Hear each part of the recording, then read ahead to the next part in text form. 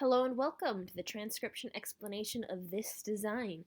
It was done in a more geometric style where we have lots of very simple base shapes like hexagons and circles, all done in a line with very standard angles and stuff like that. This is what I like to call my geometric simplistic style. And this starts at the bottom of each word and goes counterclockwise, like a time traveler going back in time. And that's true for words in a sentence as well as letters in a word. And the reason why we start with this letter here on this word is because if you imagine an infinitely large circle and these were a line on that circle, if you started at the bottom of that circle, you'd start at the left and then go to the right. So linear is actually not the traditional method of writing in the script. But you'd read it left to right if it were an infinitely large circle, so that's what we do. Anyway, let's go ahead and start reading this. So we know that this is our starting point because we start at the bottom, and that means this is our first letter.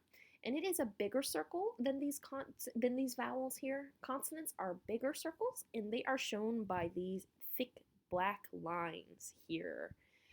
These black lines are the letter stems or consonant stems, and our consonant stem is a completed circle. So that means that's one of these two consonant stems. And it is completely inside the word circle, meaning it's this consonant stem and not this one. So our letter is going to be in this row. To figure out which of these letters it is, we look at the dots and lines by it. So there are 1, 2, 3, 4 little dots inside this consonant. So that means we're going to be in the 4-dot column. That makes it the letter C. This letter C is kind of special. It was added relatively recently, though kind of not anymore. It was still quite a few years ago. Script's been around for a while. Anyway, so there was no letter C in the beginning, so you would swap the K or the S with the letter C depending on what sound it made. So hence circles being called circles with the S and the K because that's how I'd spell it in the original script. But there's a letter C now, so I went ahead and used it because I wanted these 4 dots to kind of line up and make the frame of this hexagon here. So that would be a C. And then we have this vowel, and it is like a bead on a string attached to this consonant. So if we go look at this consonant, here it is attached to it like a bead on a string. And this consonant, if we follow it down, is the letter O. Sorry, this vowel, not consonant. This letter O is inside the word circle, so it's like a bead on a string on the consonant stems, or inside the word circle if it's by itself. So that would be the letter O. And then to tell the reading order, we have a vowel and a consonant stacked together. So we look at the letter stacking, and consonants are read before vowels.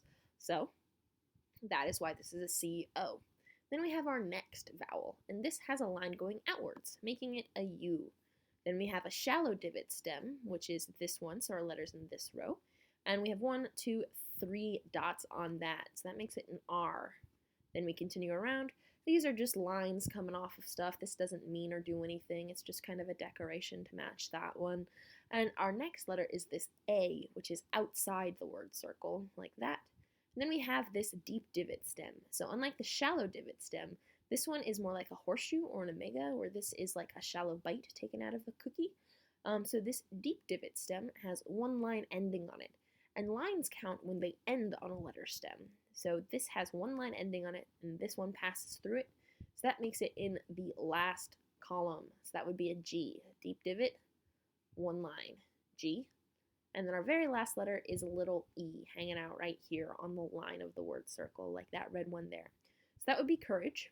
And then we have our next word, which starts at the bottom here. This is our first letter. There are 1, 2, 3 dots next to a deep divot, so we're in the same row as the G, but with 3 dots, not lines, making it a D. Then we have an E, just like that E.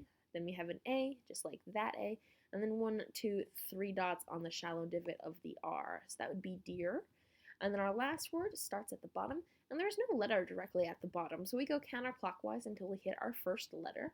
And this is a deep divot, just like this one, but it has 2 lines ending on it.